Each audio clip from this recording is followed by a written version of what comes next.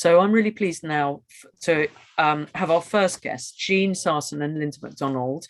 They're from Canada. They're going to talk about their book, Women Unsilenced. Linda and Jeanne, as feminist human rights defenders and independent scholar researchers, have exposed the global invisibility of organized non-state torture, family-based crimes, with their just released book, Women Unsilenced.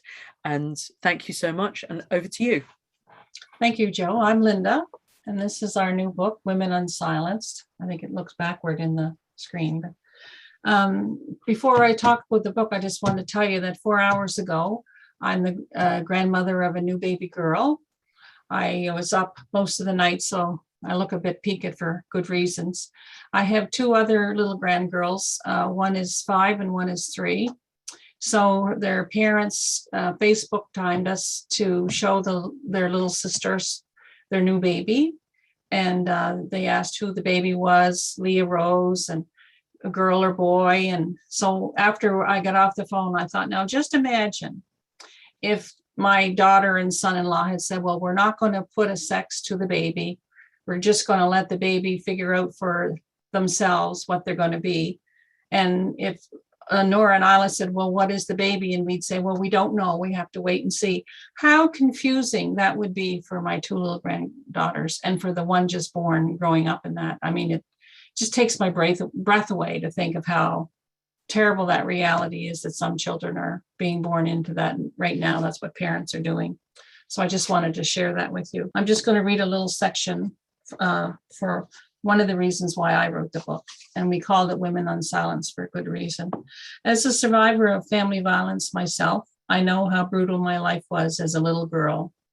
And as a young person trying to make sense of my father's violent actions, my mother's selfish responses, and the trauma I was left to heal from. I refused to believe that I was mentally ill, and I was never silent about the violence I witnessed and endured. Most around me were silent. I learned very intimately that talking about the violence in my life, my emotions, my suffering was my lifeline. This is how I healed. And this is how Jeanne and I help women who have endured non-state torture to heal as well. Silence is a tool of the perpetrators to keep people isolated in their grueling ordeals of getting by each day. I refuse to be silent. And that's how I've lived my life. And I don't believe that violence has anything to do with mental illness. And that's the essence of why I feel it's so important that women understand that even the worst crimes, such as non-state torture, is not a mental illness. They've been labeled everything you can imagine. And that's a grave injustice and a human rights violation. And if people are interested in our book, I'll put the link in the chat. There is a section that shows the table of contents and the foreword. So you get a little sense of what our book is about, and if you're interested in it. And there's links in there about where you want, if you want to ask us questions or to write to it or to buy the book if you'd like. And if you do buy the book, I hope you write us back and tell us what you think about it. And if you don't agree with some things, challenge us and give us, because we want to grow in this and we want this to be a conversation. So I thank you for your time, and I'll pass it over to Jeanne. So we had a discussion and we thought we both would read a section. So often I read how we got started. So I'll explain that first and then I'll share the paragraph I chose.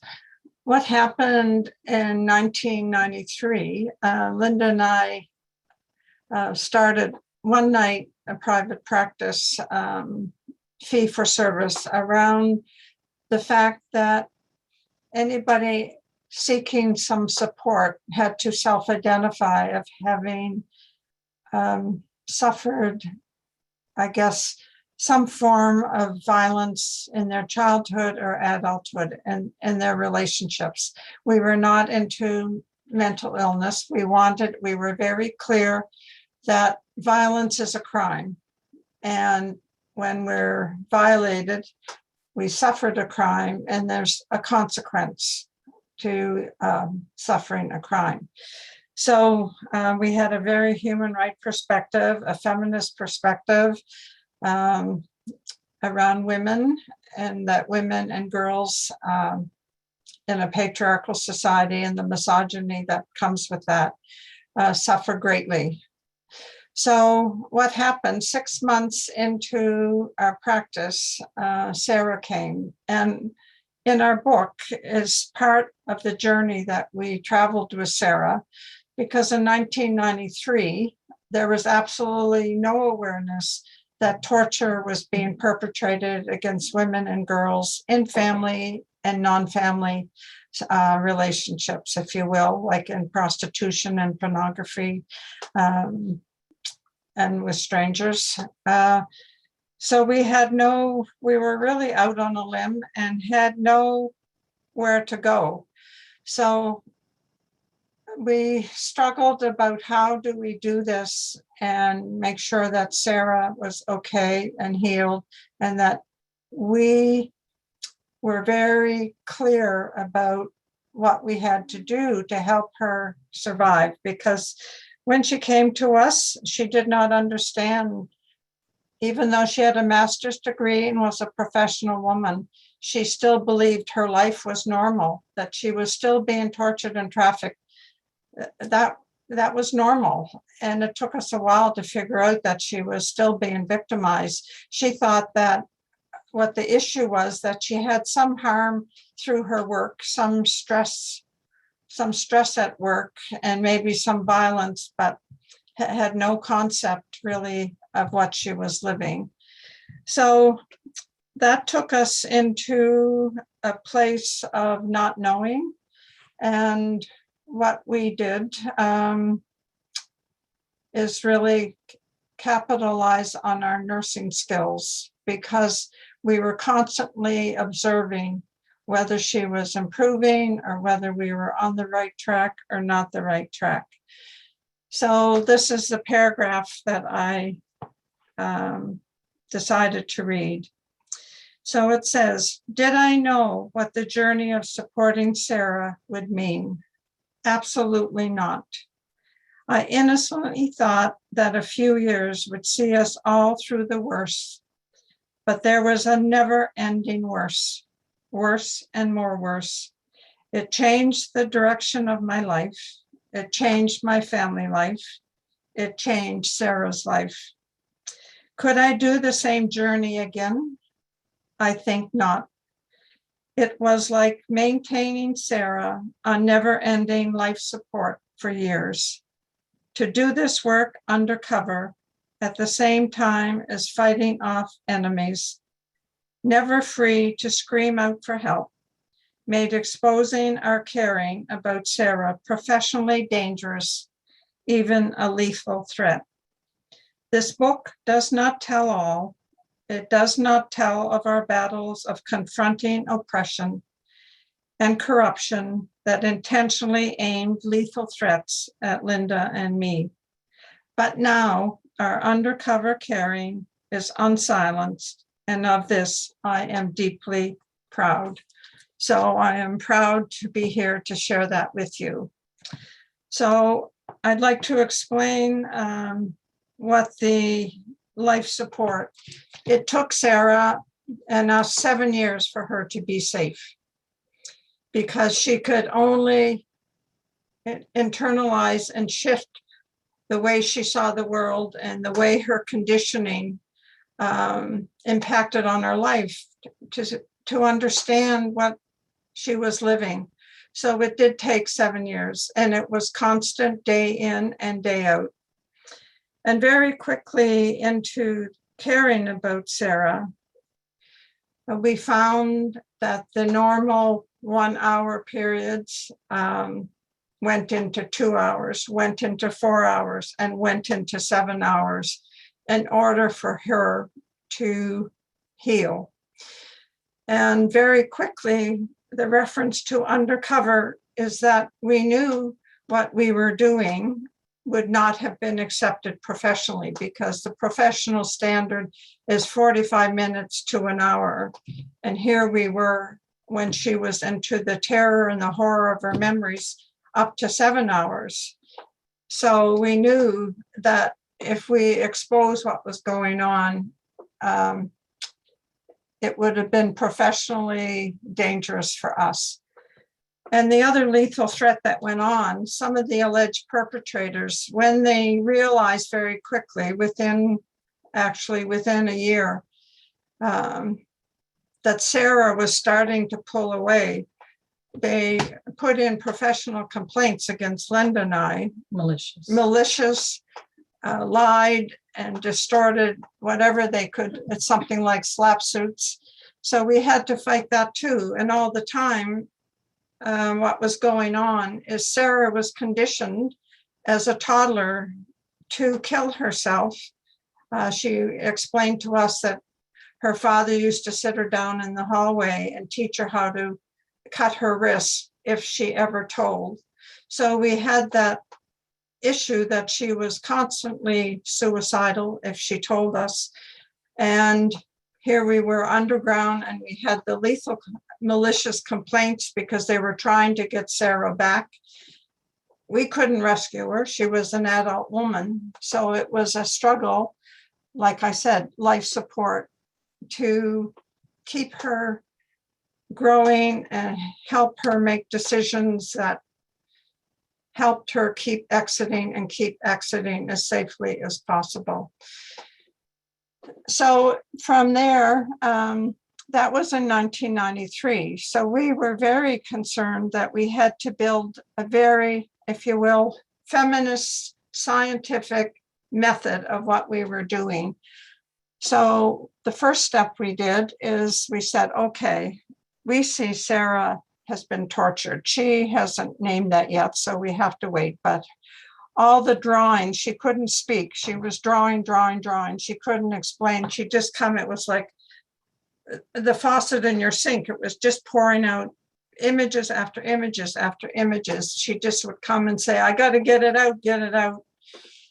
So she would draw and draw, fill foolscap paper, and we really didn't understand fully, and we didn't ask too much because she couldn't explain anyway.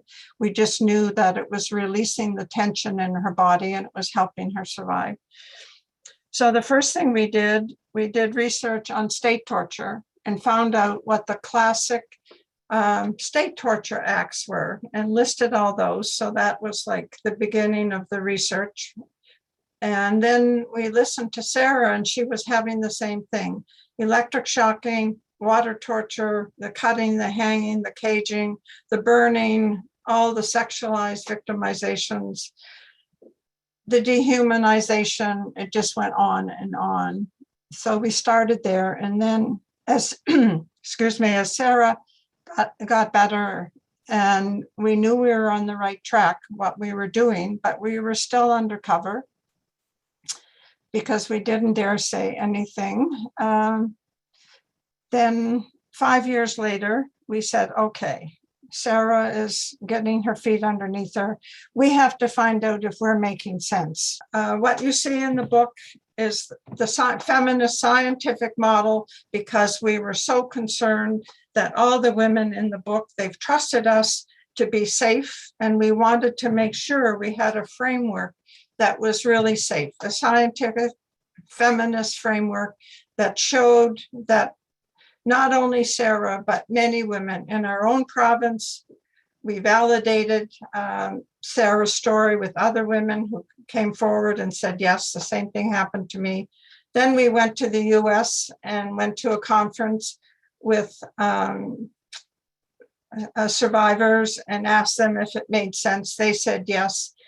And it was 11 years before we found the term non-state actor torture. It's now common language. State actors or non-state actors. Then we took that term, coined the term non-state torture. And then it was 15 years before the UN, the Committee Against Torture, said yes, non-state torture, or actors non-state actors commit torture of women and girls, say in domestic violence and human trafficking. So we've written all that to make sure that it was safe for the women who trusted to tell our stories, who are in the book, and for us to be now no longer undercover. So that's my story, and I'm sticking to it. And I see all the conversation in the chat about, I like the term mental distress. I don't like anything about mental illness or health. No. Or, I mean, patriarchy drive anybody right into the brink of mental distress. I mean, we all know that. It's every day. It's just so shocking. So it's a grave injustice for women to ever be called mentally ill. And I agree with someone who was talking about the mental institutions are filled with women who were just overwhelmed with mental distress from patriarchy. So we're not walking that road, that's for sure. And the other thing we did, we refused to call it post-traumatic stress disorder. Just absolutely not. We said, when you're victimized, you have a response to being victimized. You know, that's just a normal response. Somebody steals my car, I'm upset. That's a response. Somebody tortures me, I have a response. So we call it post-traumatic stress response. Women wanted a healthy name. So that was the other thing we've talked about in our book. And we don't call it trauma-informed care because we call it victimization, traumatization, informed care, non-state torture, victimization, traumatization, informed care. Because if we don't name the victimization, it's like the crime disappears.